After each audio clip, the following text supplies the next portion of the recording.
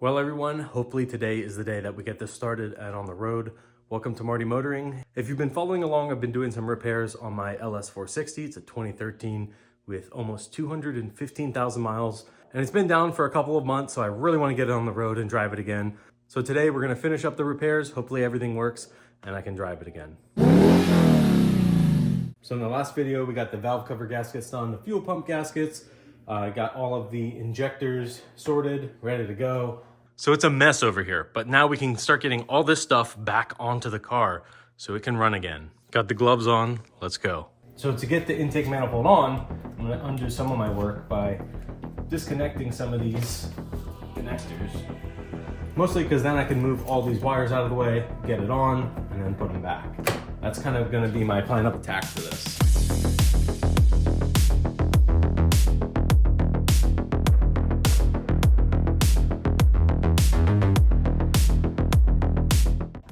I do have to vacuum the dust off this tape so it doesn't fall into the engine. So here's the old one, here's the new one. This one is so hard, and this one you can see is flexible, so that's what you want. So here's the intake manifold. We still have the new gaskets from last time.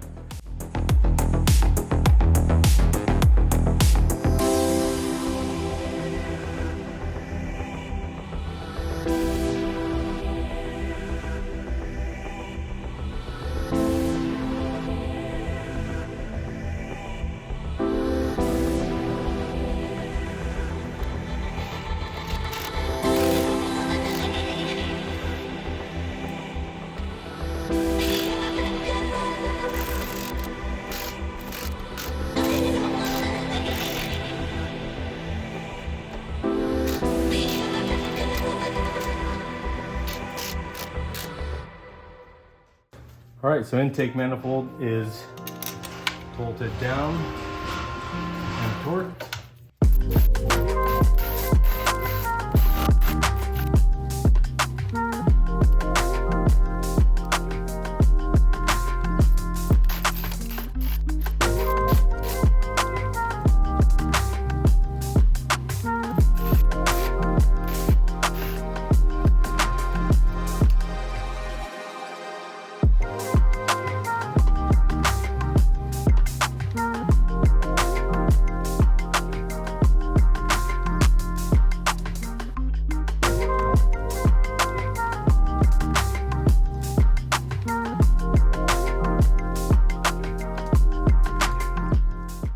So now I take this up, and over here, everything's clean. And now we can put back the intake system.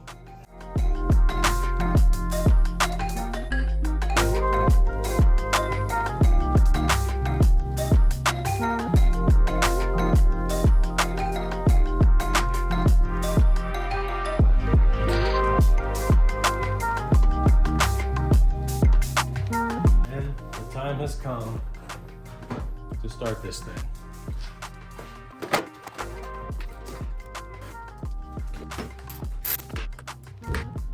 So before I start it up, I needed to add coolant. I still need to hook the battery up and secure it, and then also put these little foam pieces back onto the fuel pumps.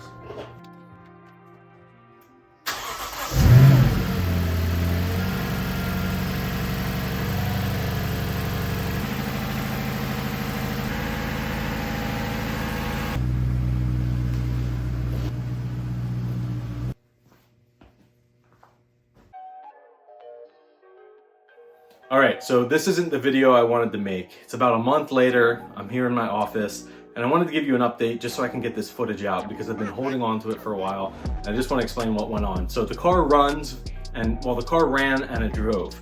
The problem was there was a big coolant leak, so I had to take everything out again, and the only reason I found this out was by putting my borescope down there and seeing red fluid, or pink fluid, it's kind of in between, and I was like, oh no, that means the valley plate didn't seal. But it wasn't actually the valley plate, it was the O-rings on the water pipe that go into the water pump. So the water pipe, there must have been some debris or something, and it made the O-ring not seat. When I took it out, you could see one O-ring was kind of bent, and it had like this crease in it. I'm not really sure how that happened. things happen. So I had to order another set of O-rings, and then I just got a new water pipe. I figured maybe the old one, there was just something that wasn't clean about it, even though I tried my best to clean it and, you know, make it proper. I just like, you know what, a new one's like 20 bucks. So I got that, I got the O-rings, had to wait for it to be shipped from California because I get all my stuff from discountpartsmonster.com. It's like the cheapest OEM parts I could find. And then I ordered a coolant pressure testing kit from Amazon, and I had to find one that actually fit the reservoir because the LS460 doesn't have a radiator cap. It's like a reservoir and then the radiator's down there. It's kind of separate. It works a little bit differently. That was kind of annoying because I couldn't find anything that would fit it. So I finally ordered just the biggest set I could find on Amazon. I'll have a link in the description. Now, because I had to redo the valley plate, in order to get that out, I had to take the injectors out again. I think this is the third time. So I inspected all of the O-rings. I did find one that was actually bad. The injector just fell right out, and that's a problem. That could have been a potential fuel leak, even though those were replaced. So I ordered another new O-ring, made sure all those were good, and put it all back together. So now, a month later, the car has the valley plate redone for the second time, the injectors with new O-rings for the second time. Everything, there's no leaks for fuel, there's no leaks for coolant, everything's pressure tested, it's working, car's back together. I'm thinking it's gonna run, and unfortunately right now, I'm getting codes for the MAP sensor and the camshaft actuator, which is the VVTi. Now, I had replaced one on the driver's side and the car ran with no codes.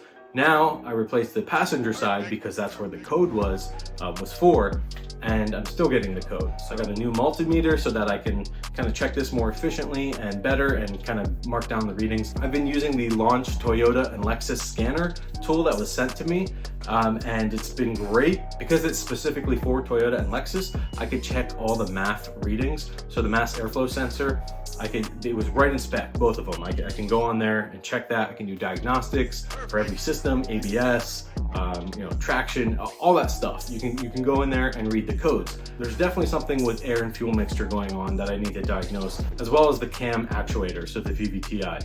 I like to think of this as, hey, I didn't spend $8,000 at the dealer and potentially have problems.